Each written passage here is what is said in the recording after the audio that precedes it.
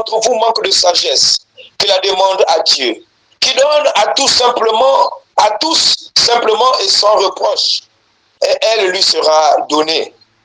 Mais qu'il la demande avec foi, sans douter. Car celui qui doute, autant pour moi, est semblable au fond de la mer, agité par le vent et poussé de côté et d'autre. Quand tel homme ne s'imagine pas qu'il recevra quelque chose du Seigneur, c'est un homme irrésolu, inconstant dans toutes ses voies. Il doit avoir la foi ferme, alors il ne peut pas obtenir. Quand tel homme ne pense pas qu'il recevra du Seigneur. Alléluia. Donc, tu dois être ferme dans ce que toi tu veux. Tu dois être ferme dans ce que toi tu demandes. Tu dois être ferme dans ce que toi tu réclames. Tu ne dois pas être agité ici et là. Mais j'ai envie de dire à quelqu'un ce matin que la foi est la monnaie du royaume de Dieu. La foi, notre foi est la monnaie d'échange dans le royaume de Dieu. Pour obtenir quelque chose du Seigneur, il faut avoir la foi.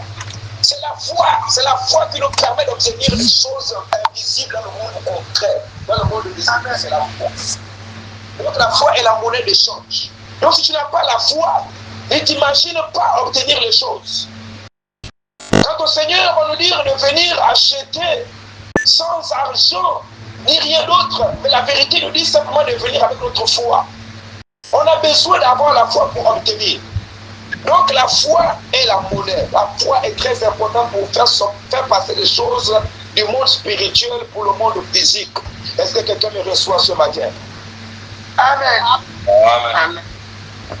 Donc c'est très important de le comprendre. Cette monnaie d'échange est très importante, la foi. C'est pourquoi quand on demande quelque chose à Dieu, on ne doit pas douter. Nous avons eu toute une semaine où on parle de réclamer les promesses que Dieu nous a faites. Dieu besoin de réclamer parce que c'est pour nous. C'est notre héritage. Plusieurs qui nous sont succédés la semaine dernière ont parlé de différentes promesses liées à la vision, liées aux alliances, ainsi de choses. Mais là, ils sont en train de faire un peu, encore un peu, en vous apportant un certain nombre d'éléments pour pouvoir encore fortifier, conforter encore votre foi. Alors ici, il est question d'avoir la foi, qui est cette monnaie d'échange, cette foi ferme, inébranlable. Il n'est pas question que le doute s'empare de chacun d'entre nous au nom de Jésus-Christ de Nazareth. Parce qu'une fois que le doute s'est installé, c'est fini. Tu ne peux pas obtenir ce que le Seigneur a prévu pour toi. Quel que soit ce que tu demandes à Dieu, mais lorsque le doute s'installe, alors rien n'arrivera dans ta vie. Est-ce que quelqu'un le reçoit ce matin? Amen. Amen. Alors il ne faut jamais en aucune manière réclamer quelque chose à Dieu avec un point d'interrogation. Ça veut dire que tu t'interroges à dire, est-ce que Dieu peut le faire? Est-ce que Dieu le fera? Est-ce que Dieu est capable de le faire? Est-ce que je ne demande pas trop à Dieu? Est-ce que ce que je demande à Dieu, ce n'est pas impossible? Bien, mais j'ai envie de te dire ce matin, rien n'est impossible à Dieu. Rien n'est impossible à Dieu. Tout ce que ta foi peut visualiser, Dieu l'accomplira. Tout ce que ta foi visualise. Parce qu'il faut d'abord visualiser ce que l'objet de ta demande. Bien aimé, parfois nous demandons sans pour autant visualiser ce que nous voulons. Parfois on demande à Dieu des choses juste parce qu'on veut prier, on veut plaire à Dieu. On n'a pas focalisé notre esprit dans ce que nous voulons pouvoir se réaliser. Alors fixe la chose dans ton esprit et cela va se matérialiser au nom puissant de Jésus. Est-ce que quelqu'un me reçoit ce matin? Amen. On ne réclame pas une promesse avec une interrogation dans le cœur. Non. Mais avec une certitude absolue que Dieu est capable de faire ce qu'il a dit. Parce que quand Dieu déclare une parole, quand Dieu libère une parole, il veille.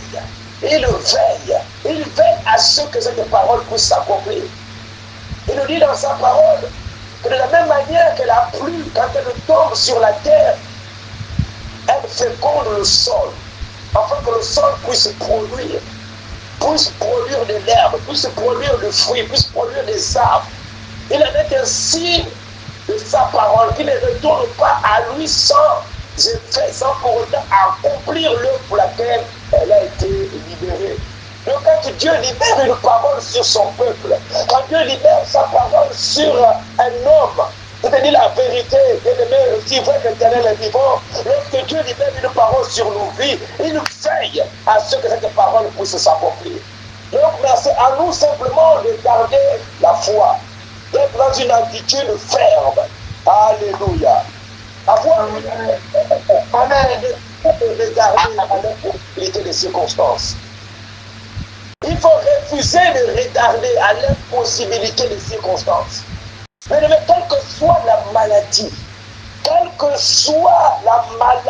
je te dis la vérité ce matin, quelles que soient les situations auxquelles tu es confronté, quel que soit par quoi tu es en train de passer en ce moment, je ne sais pas ce que tu vis à l'heure actuelle. Je ne sais pas quels sont tes problèmes, quelles sont tes difficultés. Certainement tu as regardé à Dieu, certainement tu as prié, mais la situation n'a pas changé. Mais j'ai envie de te dire ce matin, aie la foi, garde la foi, garde la foi, garde la foi. Mon Dieu est capable, mon Dieu est capable. Rien de lui est impossible. Il n'y a aucune situation qui lui échappe. Il n'y a aucune situation dont il n'a pas le contrôle. Quelle que soit la durée de la maladie dans ton corps, quel que soit ton compte en banque qui est vide, zéro au compteur, laisse-moi te dire qu'il est le Dieu de la multiplication. Quelle que soit la crise qui frappe, il ne permettra pas à ce que tu sois frappé par la crise. Parce que notre Dieu est fidèle. Est-ce que quelqu'un me reçoit ce matin? Donc il faut regarder à l'impossibilité des circonstances pour fixer nos yeux. Pour fixer nos yeux uniquement sur la puissance de Dieu. Parce que notre Dieu est puissant. Aucune entité spirituelle, aucune autorité n'est au-dessus de lui. Aucune autorité n'est au-dessus de lui. C'est lui qui a créé les cieux et la terre et tout ce qui s'y trouve. Alors notre Dieu est puissant. Il est plus puissant que tes problèmes. Il est plus puissant que tes angoisses. Il est plus puissant que tes interrogations. Il est plus puissant que les situations que tu vis à l'heure actuelle. Notre Dieu est puissant. Il faut simplement demander son intervention avec fermeté, avec assurance, et tu verras la main de Dieu agir dans ta vie. Si tu es d'accord avec moi ce matin, donne-moi un bon amen. Amen. Amen. Donc, l'attitude que Abraham a eue face à l'impossibilité biologique d'avoir un enfant. Alors pour lui, dans le sens humain, c'était plus possible d'avoir un enfant. Mais la promesse avait été faite à peu près 30 à 40 ans, un peu plus tôt, un peu plus loin derrière. Mais lui, il est resté focus sur ce que Dieu avait dit. Parce que pour lui, il avait déjà vu Dieu agir. Vous savez, quand Dieu avait parlé à Abraham pendant qu'il se retrouvait en loup incarné chez sa famille, dans sa nation, et il demandait à ceux qui puissent quitter sa patrie, quitter la maison de son père, pour aller au pays qu'il devait le montrer pendant qu'il devait sortir. La vérité, il a eu la foi. Mais lorsqu'il est sorti, sa femme n'était pas avec lui. Et c'est quelqu'un qui me reçoit ce matin. Vous savez, il y a des comportements énergétiques qu'on peut avoir et parfois les partenaires ne peuvent pas comprendre pourquoi on agit de cette manière. Je parle à ceux qui sont mariés. Parfois également, on peut avoir une attitude, une posture, mais que parfois nos parents, nos frères, amis et connaissances ne peuvent pas comprendre parce qu'ils ne connaissent pas l'alliance que tu as tissée entre Dieu et toi. Ils ne connaissent pas l'alliance qui est entre ton Dieu et toi. Ils ne connaissent pas. Alors toi-même, quand ils pensent que c'est impossible, donc tu dis que c'est possible. Parce que tu connais le Dieu en qui tu as cru. Tu connais le Dieu en qui tu as donné ta vie. Tu connais le Dieu en qui tu as confié ta vie. Tu connais le Dieu en qui tu fais confiance chaque jour. Tu connais ce Dieu. Mais eux, ils ne le connaissent pas. C'est pourquoi parfois ils doutent des capacités de ce Dieu. Alors pendant que l'ange va revenir en train de dire, tu vas avoir un enfant, il dit s'adressant à Sarah. Alors celle-ci va commencer à sourire. Elle va dire, comme vous dire, c'était impossible. Je suis vieille. Quand tu me dis ça, toi tu es comment? Toi tu m'as bien regardé. Toi tu es une femme que je suis déjà vieille. Mais il dit, à la même année, tu auras un enfant. Et ça a été fait selon la parole que Dieu avait libérée sur sa vie. Vous savez, lorsque tu es comme Abraham, Abraham n'a pas lutté. Alléluia. Abraham ne lutta point, par incrédulité. Au sujet de la promesse de Dieu, mais il fut fortifié par la foi, donnant gloire à Dieu. Selon Romains chapitre 4, verset 1. Donc, que lui, il n'a pas douté un seul instant. Mais nous, parfois, quand la promesse tarde, et c'est Dieu qui est fidèle, qui a fait cette promesse, qui t'a fait cette promesse. Mais toi, tu doutes. Ça veut dire que tu n'as pas confiance en Dieu. Parce que quand on doute, ça veut dire qu'on remet en cause la puissance de Dieu. On remet en cause la fidélité de Dieu. Non, je veux dire, on remet en cause la parole du Seigneur. Mais tu ne peux pas remettre en cause la parole de Dieu. Alléluia. Beaucoup d'entre nous ont plus confiance aux hommes que confiance à Dieu. Beaucoup d'entre nous ont parents ministres qui faisaient confiance à Dieu. Beaucoup d'entre nous ont confiance à nos parents directeurs, généraux, qu'à nos parents, à Dieu. Regardez, beaucoup d'entre nous ont mis notre confiance dans l'homme. Il me dit, malheur à l'homme qui met sa confiance dans l'homme. Parce que l'homme finira toujours par te décevoir. Notre Dieu ne te décevra jamais. Même quand tu pries, ne réponds pas. Ne pense pas que son silence n'est pas une réponse. Dieu sait au temps convenable. Le temps convenable n'est pas encore arrivé pour ta vie. Le temps convenable n'est pas encore arrivé pour ta situation. Le temps convenable n'est pas encore arrivé pour changer ta condition. Le temps convenable n'est pas encore arrivé. Mais ce que toi tu dois faire, c'est de rester ferme. C'est de rester ferme dans ce que Dieu a dit. Amen. Amen. Donc il faut avoir une foi ferme et sans double pensée. Deuxième élément que nous devons avoir, c'est l'obéissance aux clauses de l'alliance. Vous savez, lorsqu'on fait une alliance, il y a des clauses. Alléluia. Il y a des clauses. C'est comme quand on signe un contrat, il y a des clauses. Moi, je m'engage à faire ceci. Et moi aussi, je m'engage à faire cela. Est-ce que quelqu'un me dit Amen ce matin? Vous savez, quand Abraham, Dieu fait des clauses avec le Dieu d'Israël, à chaque fois, il dit, moi, je m'engage à faire ceci, mais toi, tu dois faire ceci. Est-ce que quelqu'un me dit Amen? Amen. Alliance, même qu'il y ait alliance, l'alliance va impliquer deux parties. Il faut toujours deux personnes qui rentrent en alliance. On ne rentre pas en alliance, c'est impossible. Quand on parle d'alliance, ça veut dire qu'il y a deux parties. Il y a deux parties. Donc Dieu qui lui, il est infaillible et fidèle, parce que lui, ce qu'il dit, il a compris, donc il est toujours fidèle à sa parole. Mais il nous appelle à marcher dans l'obéissance à sa parole. Et beaucoup d'entre nous, nous voulons simplement les promesses.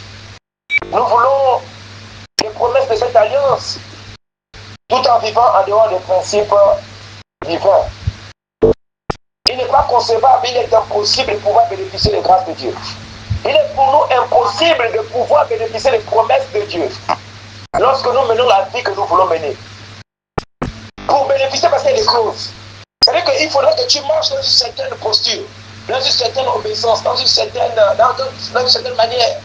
Alors c'est pourquoi le Deutéronome chapitre 28 que nous connaissons tous, dans ce premier verset, c'est-à-dire le verset 1 au verset 2, la Bible nous dit ceci: si tu obéis à la voix de l'Éternel, ton Dieu, en observant et en mettant en pratique tous ces commandements que je t'ai prescrits aujourd'hui, voici toutes les bénédictions qui se répandront sur toi et qui seront ton partage. Alors après, il va commencer à les citer. Oui, donc il y a une condition, c'est-à-dire que dans la clause de la bénédiction que j'ai prévue pour toi, mais il y a l'obéissance. Il dit, si tu obéis à la voix de l'Éternel, ton Dieu. Donc ça veut dire que si tu n'obéis pas, autrement dit, tu marches en dehors des principes établis, tu ne pourras pas bénéficier des promesses. C'est pourquoi, même malgré le fait que nous prions, malgré le fait que nous réclamons, est-ce que ta vie est conforme? Est-ce que tu marches dans l'obéissance à la parole de Dieu? Est-ce que tu marches dans l'obéissance à la voix de Dieu? Est-ce que tu marches dans l'obéissance aux principes que Dieu a établis? Non seulement dans l'église de manière générale, mais c'est également dans la vision à laquelle Dieu t'a enrôlé. Parce qu'il t'a enrôlé dans une vision. Et dans la vision dans laquelle tu es, il y a des principes, il y a des lois qu'il faudra respecter. Mais si tu marches en dehors de ces principes, tu ne pourras pas bénéficier des promesses attachées à la vision qu'il a libérée pour ce ministère. Est-ce que quelqu'un me reçoit ce matin? Amen. Donc c'est très important de le comprendre. Donc il est question d'obéir. Il est question d'obéir. Donc Dieu, lui, il est déjà prêt à te bénir. Il est prêt à te bénir. Mais toi, est-ce que toi, tu es prêt à obéir? Parce que les grâces et les bénédictions sont suspendues. Nous sommes bénis de toutes sortes de bénédictions dans les lieux célestes en Christ. Nous sommes bénis. Donc, lorsqu'on est prêt de Dieu, ces bénédictions, normalement, devaient être notre partage. Mais ce n'est pas seulement le fait de donner sa vie au Seigneur Jésus que les grâces de Dieu tombent sur nos vies. Non, ça serait trop facile. Mais il faudrait maintenant, après avoir donné sa vie au Seigneur, de marcher dans l'obéissance à sa voix. Est-ce que quelqu'un me reçoit ce matin? Alors, c'est lorsque tu marches dans l'obéissance à la parole de Dieu que les grâces et bénédictions qu'il a pris pour nos vies descendent sur nos vies. Est-ce que quelqu'un me dit Amen ce matin? Alléluia. Qui aligne notre vie à la volonté de Dieu. Lorsque nous obéissons, c'est-à-dire qu'il y a des moments où tu n'as pas besoin de prier. Je vous dis la vérité, je vous dis la vérité. Il y a des moments où on n'a pas besoin de prier. On n'a pas besoin de prier. On a seulement besoin d'obéir. Alléluia. On a seulement besoin d'obéir.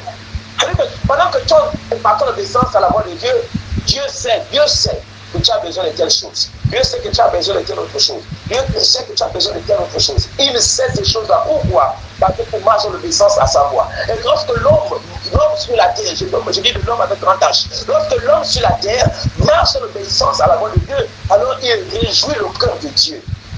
Alors, Dieu va faire quoi? Il va faire en sorte que cet homme-là puisse aussi avoir le cœur qui se réjouit. Alors il va lui ouvrir les portes. Aucune porte ne sera fermée devant une telle personne. Pourquoi? Parce qu'il fait la joie de son maître. Parce qu'il fait la joie de son Dieu. Alors il est en train de faire par son obéissance, il est en train de faire de la parole de Dieu son délice.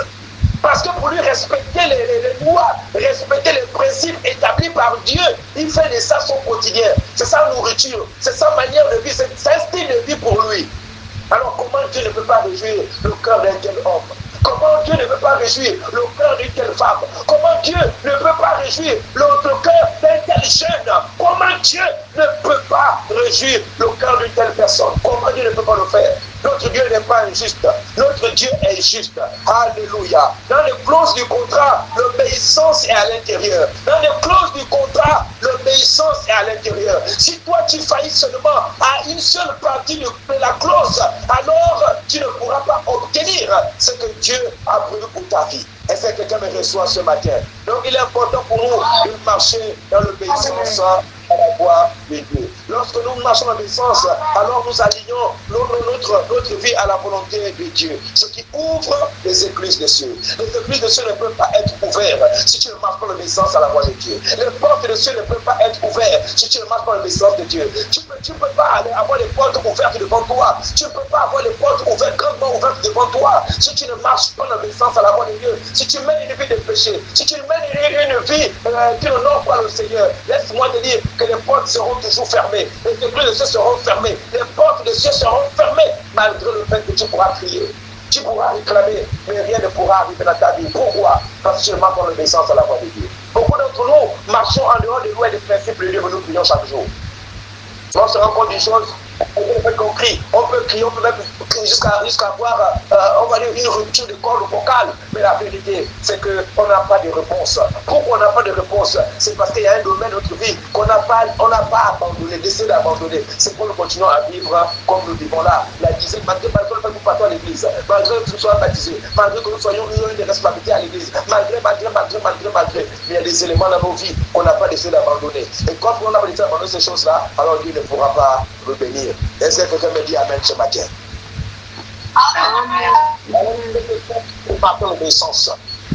Il est question pour nous de marcher dans l'obéissance. Avec moi, Seigneur, donne-moi la force, la capacité. On a 1 minute, 30 secondes de prier en demandant l'obéissance à la voix de Dieu. En demandant la force de marcher dans l'obéissance. L'obéissance et la sagesse encore de pouvoir marcher contre toi. Seigneur, même si je ne fais pas ce que je demande de faire, Seigneur, mais rien le fait d'obéir, le fait d'être fidèle avec toi, le fait de marcher avec toi, Père éternel, dans une obéissance, Seigneur. Alors ce matin, je viens pour Père éternel que tu es mon roi. Quand tu es mon Dieu, je viens de possible. De ta volonté, alors tu l'as fait. Ils sont comme une feu. Tu es le roi des rois. Sois béni, sois loué encore dans les choses que nous avons parlé. Amen. Amen. Amen. Amen.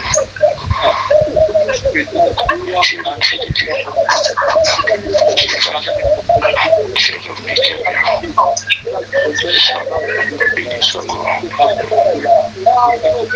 puissant de Jésus, dans le sang de Jésus. Amen. Amen. Très important de le comprendre. Très important de le comprendre. L'obéissance est la preuve concrète que nous faisons confiance au Dieu de l'Alliance. L'obéissance. Amen. Incontestable que nous faisons confiance au Dieu qui a libéré les promesses sur nos vies. Au Dieu de l'alliance. Dieu est un Dieu d'alliance. Vous savez, il y a parfois des choses qui n'arrivent pas dans nos vies parce qu'on n'a pas encore tissé alliance avec Dieu. Tu dis à Dieu, Seigneur, si tu me bénis, voici ce que je ferai. C'est un contrat. Alléluia. Regardez bien, mais parfois on cherche l'argent, on cherche les finances. On cherche le matériel, on cherche le travail, on cherche le mariage, on cherche l'enfantement. On n'a pas encore dit comme Anne, Seigneur, si tu me donnes un enfant garçon, je te le consacrerai. Regardez frère, quand tu n'as pas encore fait une alliance avec Dieu, laisse-moi te dire, Dieu ne pourra pas te bénir à la dimension à laquelle toi tu veux qu'il puisse te bénir. Parce qu'il attend que tu puisses entrer en alliance avec lui, afin de signer les clauses. Les clauses d'un contrat, parce que l'alliance c'est un contrat. Et chacun d'entre eux, chacune des parties doit pouvoir respecter sa part de responsabilité, sa part du contrat. Est-ce que quelqu'un me dit Amen ce matin? Amen. Le clause de l'alliance, nous avons également en troisième position la persévérance et la patience. Pour obtenir les promesses de Dieu, il faut avoir la patience. Il faut persévérer. Il faut persévérer. Entre le temps où la promesse a été libérée et le temps de son accomplissement, il y a un temps, il y a un espace. Il y a un espace-temps qui sépare la parole et la matérialisation. Alléluia. Amen. Le temps peut durer une semaine. Cet espace de temps peut durer un jour. Cet espace de temps peut durer 10 ans. Cet espace peut durer 6 mois. Et peu importe le temps, mais il y a un espace là. Il y a un espace de temps. Vous savez, il y a des personnes très impatientes. Alors c'est pourquoi ils ne reçoivent pas la grâce de Dieu. Vous savez, on était pendant la chambre haute, on avait projeté cette image. C'était pendant la chambre haute, je ne sais plus trop. Cette image, c'était pendant la chambre haute. Cette image, c'était des personnes qui étaient en train de prier et qui avaient demandé à Dieu un véhicule. Alors l'ange apportait la prière au trône de Dieu. Et lorsqu'il ramène maintenant la bénédiction, le monsieur a tellement patienté, a tellement prié, qu'il a vu que Dieu ne répondait pas. Qu'il est parti maintenant vers les faux dieux. Il est parti voir les tradis praticiens, les nganga, les marabouts, les féticheurs, pour obtenir ce qu'il a demandé dans la prière, mais qui a tardé à venir. Vous voyez donc, une telle personne, ça veut dire que si Dieu le bénissait, il devait même se perdre avec la bénédiction de Dieu entre ses mains. Quand c'est une personne irrésolue, il ne sait pas ce qu'il veut. Mais quand on sait ce qu'on veut, on reste ferme. Alléluia. Et on passe. On attend l'heure de l'accomplissement. On attend l'heure de la matérialisation. Mais lui, il n'a pas attendu. Beaucoup d'entre nous sommes comme ça. On prie, au moment où Dieu veut nous bénir. On se décourage. On veut fabriquer une bénédiction. On veut trafiquer une bénédiction. Mais la vérité, puis on va faire des témoignages parfois à l'église. Dieu m'a béni, alors que nous sommes rentrés dans le compromis. Donc Dieu m'a donné une promotion, alors que nous sommes rentrés dans le compromis. Bien aimés, ne rentrons pas dans le compromis. Notre Dieu est fidèle. Amen. Le soir, il est la nuit. Amen. Le soleil finit par apparaître. Le jour apparaîtra toujours. Est-ce que quelqu'un me dit Amen ce matin? Amen. Ne restera pas éternellement comme ça. Ta condition ne restera pas éternellement comme ça. Tu ne seras pas celui qui sera écrasé et piétiné tous les jours. Dieu relèvera ta tête au temps convenable. Laisse Dieu fais confiance à Dieu et tu verras Dieu agir. Alors cet espace qui est là, entre le temps où Dieu libère, où il fait la promesse et là où nous la recevons, et le moment où elle se manifeste, ce temps-là est un temps qui est important. C'est un temps où Dieu voit si nous sommes patients. C'est un temps où il voit si nous sommes persévérants. Il le fait exprès. Et le moment où, à l'instant où on demande la guérison, il nous donne la guérison à l'instant T. Parce qu'il veut que le corps qui puisse le servir en pleine forme, en toute capacité. Dieu peut nous accorder une santé instantanée. Lorsqu'on demande la santé à Dieu, il l'accorde de manière instantanée. On peut aussi demander le travail, nous l'accorde de manière instantanée. Je suis pas en train de dire qu'à chaque fois qu'on demande quelque chose à Dieu, il faut attendre 10 ans, il faut attendre une semaine. C'est pas ce que je suis en train de dire. Je suis en train de dire qu'il faut avoir aussi la patience parce que Dieu ne donne pas toujours au moment où on demande. Est-ce que quelqu'un me reçoit ce matin? Ça ne veut pas dire que Dieu n'a pas écouté ta prière. Dieu a bien écouté ta prière. Mais il faut simplement que tu puisses être patient. Parce que la patience est un fruit de l'esprit. Est-ce que quelqu'un me dit Amen ce matin? Amen. Elle va manifester les fruits de l'esprit. C'est pourquoi il veut que nous soyons patients. Alléluia. Amen. Donc c'est dans cet espace de temps-là que se joue notre victoire. C'est dans cet espace de temps. Dieu peut voir. Parce que lorsque tu as persévéré, regardez, vous savez, même lorsque celui qui aura persévéré dans la foi, celui qui aura persévéré, celui qui va être au royaume de Dieu, c'est celui qui sera sauvé. C'est pas celui qui va abandonner en chemin.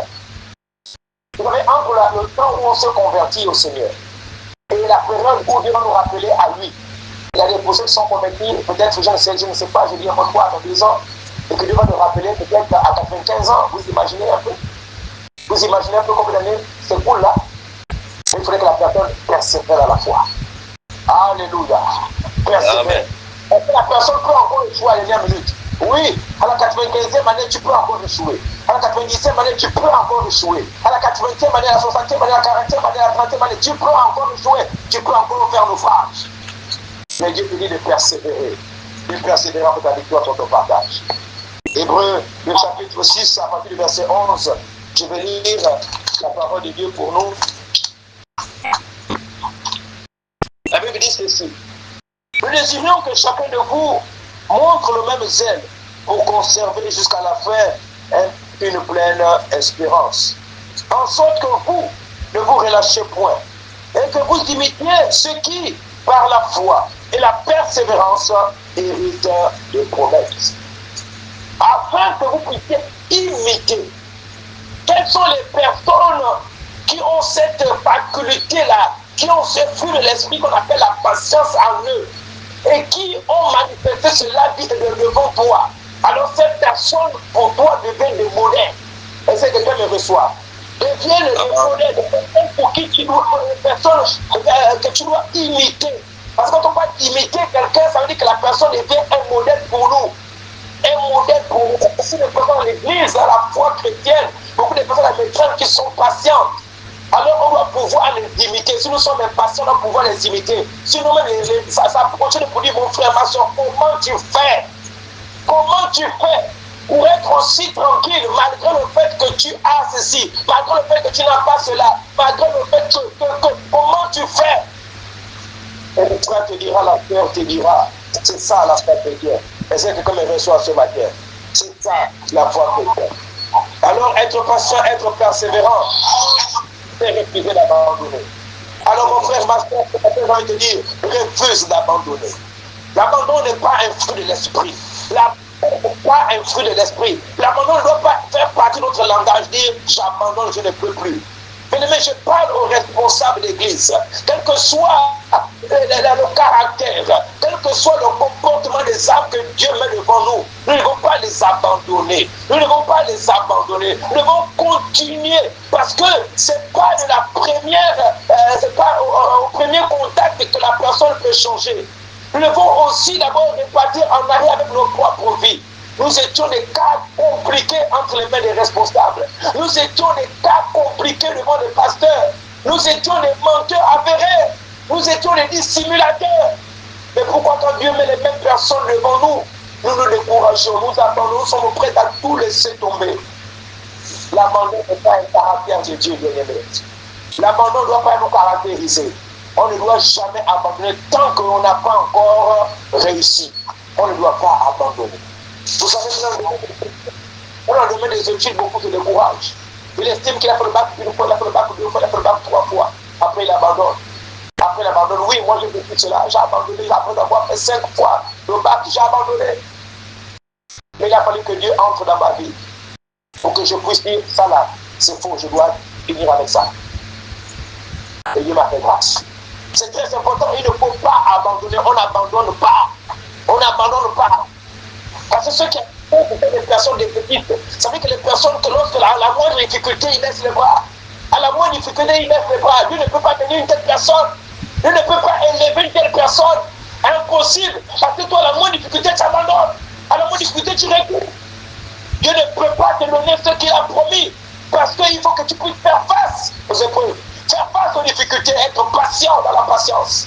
Faire face à la patience et dans la persévérance. Dieu a besoin de ce genre de personnes. Alors la patience, selon la Bible, n'est pas une attente passive. C'est une constance joyeuse. Ça veut dire que pendant que tu es en train de patienter, pendant que tu es en train d'attendre la promesse de Dieu, tu loues Dieu. tu adores Dieu. Il y a des tu es joyeux. Il y a des gens qui disent, mais la personne a pas le travail. Mais il est en joie, tous les matins il est en joie. Mes frères, la joie est... Alléluia. La joie est un fruit de l'esprit. Aigri parce que je ne suis pas marié. Je ne dois pas être aigri parce que je n'ai pas d'enfant. Je ne dois pas être aigri parce que je ne sais pas quoi. Non, parce qu'il manque de matériel, parce que je n'ai pas un véhicule, parce que je n'ai pas de maison, que je dois être aigri, que je dois être angoissé. Non, je dois être dans la joie. Parce que la joie est un caractère, est un fruit de l'esprit. Alors que même dans le manque, même dans la disette, même dans la maladie, même dans la condition de précarité, je manifeste le fruit de l'esprit. C'est pour cela que notre Dieu est glorifié.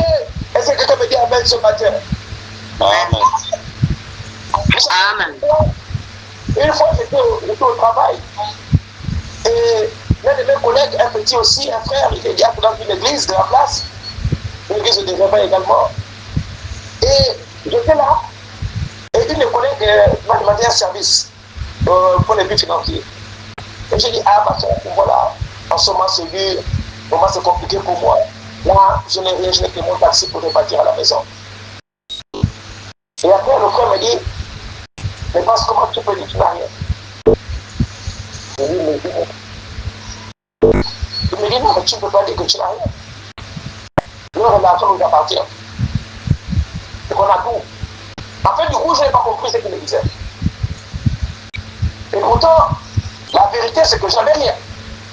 Pas que je n'avais rien, mais c'est que j'avais été juste pour mon retour à la maison. Donc, je ne pouvais pas aider la collègue.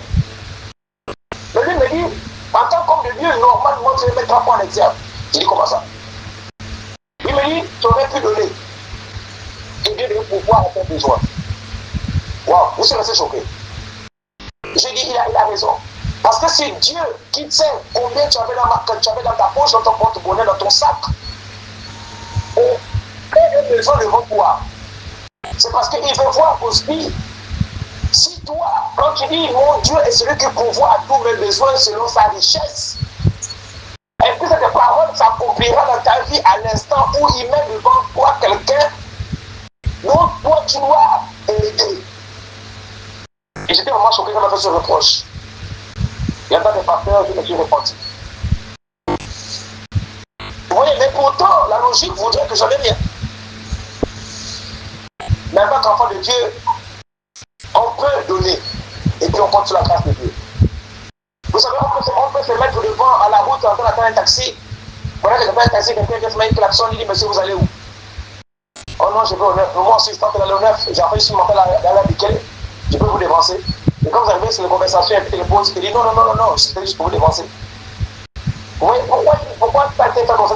Tu te rends compte des choses, c'est que je fais quelque chose pour le Seigneur et Dieu me le rend. Mais nous, on ne voit pas souvent ces choses-là comme ça. Alors vraiment, j'étais quand même quelque chose quand il m'avait fait ce reproche. Et je dis, si le jour où ça va te représenter un jour, alors j'aurai maintenant l'attitude, le comportement qu'il faut. Je vais adapter l'attitude, adapter le comportement, adopter le comportement qu'il faut. Parce que, en tant qu'enfant de Dieu, on ne peut pas dire qu'on n'a rien. Fait que la personne là avait plus besoin de ces 1000 francs là que moi. Elle ne sait pas si c'était pour manger, je ne sais pas si c'était pour compléter pour le médicament, je ne sais pas si c'était pour envoyer, je ne sais pas. Elle avait besoin de ça. Mais moi, je suis une porte fermée devant son besoin. Donc, pouvoir être persévérant et être patient, c'est continuer à être joyeux. Donc, moi, c'est continuer à louer Dieu et à confesser la promesse, même lorsque rien ne semble bouger autour de nous. Quand tu as prié, rien ne bouge. Tu as comme l'impression que les murs de Jéricho, il n'y a même pas une fissure. Il n'y a même pas, il n'y a rien, même pas une briquet. Donc tu dis, mais est-ce que Dieu entend ma prière? Mais j'ai envie de te dire ce matin, Dieu entend ta prière. Alléluia. Alléluia. Je termine avec ce quatrième point. Les 4 piliers que nous devons connaître pour hériter les promesses que Dieu, les 4 attitudes fondamentales à appliquer pour obtenir les promesses de Dieu. Donc, en quatrième et dernière chose, c'est une vie de consécration et de pureté. Une vie de consécration. Tu veux hériter des promesses, tu veux hériter des prophéties que Dieu a libérées pour ta vie, alors mène une vie de consécration et de pureté. Quand on parle de pureté, méritons pas de sainteté. Est-ce que quelqu'un me reçoit ce matin? Amen. Oui, l'alliance nous sépare du monde pour nous attacher à Dieu. Quand on rentre dans l'alliance avec Dieu, alors on décide aussi en même temps de se séparer. C'est nous séparer du monde.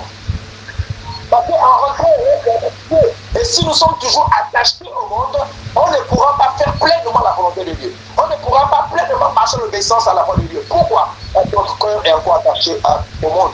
Mais on doit se séparer du monde. Pour porter le poids de la gloire et les bénédictions contenues dans les promesses, le vase doit être propre. Autrement dit, notre vie doit être propre. Est-ce que quelqu'un me reçoit ce matin? Est-ce que quelqu'un me dit Amen ce matin? Notre vie ne doit pas être trouvée avec des taches, avec des choses sales en nous. Non, on doit être pur, on doit être propre, blanc comme de la neige. De telle sorte que même si une seule petite tache apparaît, est visible même à des kilomètres. C'est ce que le Seigneur est en train de nous dire. Alors c'est pourquoi il dit dans 2 Corinthiens chapitre 7 verset 1. 2 Corinthiens chapitre 7 verset 1. Ayons donc de telles promesses, bien-aimés, purifions-nous de toute souillure de la chair et de l'esprit en achevant notre sanctification dans la crainte de Dieu. Dans la crainte de Dieu. Donc Dieu veut que nous puissions nous sanctifier continuellement afin que nous soyons un vase prêt à recevoir la grâce de Dieu, prêt à recevoir la bénédiction de Dieu, prêt à recevoir la promesse que Dieu a libérée pour nos vies. Mais si notre vase est sale, il ne pourra pas déposer la promesse, il ne pourra pas déposer la bénédiction pour ta vie au nom de Jésus. Et c'est tout me reçoit ce matin. Amen. Amen. Amen. Amen.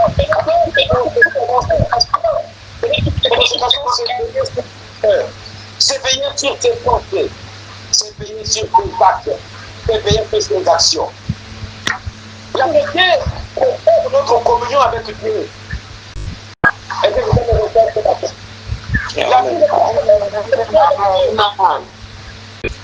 Notre communion avec Dieu, dégagez de tout obstacle qui pourrait bloquer l'exaucement de nos prières. Vous savez, je le disais tout à l'heure, c'est quand nous menons une vie que nous n'avons le Seigneur. La vérité est que nous pouvons prier, mais Dieu n'écoute pas nos prières. Nous pouvons prier, nos prières. Pourquoi? Parce que notre vie n'honore pas Dieu. Nous ne menons pas une vie de sainteté. Nous ne menons pas une vie qui honore le Seigneur. Alors, honorons Dieu avec notre vie, honorons Dieu avec la qualité de notre vie. Marchons dans l'obéissance à la voix de Dieu, marchons dans la sainteté, marchons dans la pureté. Dieu veut que nous puissions marcher dans cet état afin que la grâce de Dieu soit notre vie, notre partage de pour moi. Alors, je suis en lisant ceci, je termine en lisant ceci, pour voir les promesses s'accomplir. Nous devons passer de la simple attente à une position de partenaire actif. Alléluia. À une position de partenaire actif. Croire sans faiblir. Obéir avec joie. Tenir bon dans le temps et marcher d'une manière qui honore le Dieu de l'Alliance. Est-ce que quelqu'un me reçoit ce matin? Donne-moi un bon amen. Amen. Alléluia. Amen. Amen. Amen. Ce matin, je déclare et je confesse. Je déclare.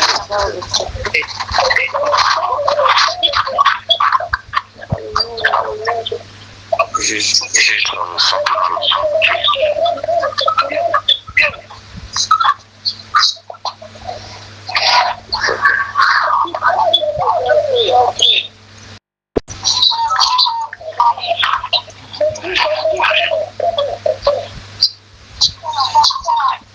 Héritier de Dieu.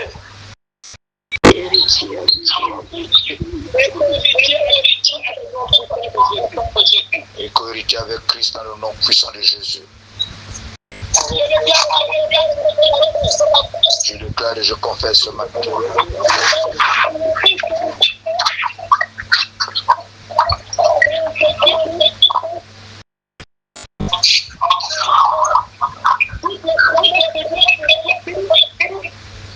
Toutes les promesses de Dieu pour ma vie s'accomplissent.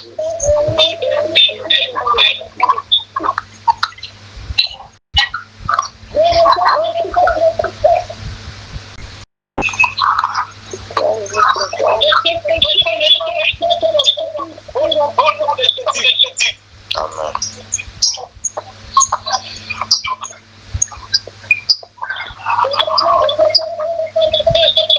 Je déclare et je confesse ce matin.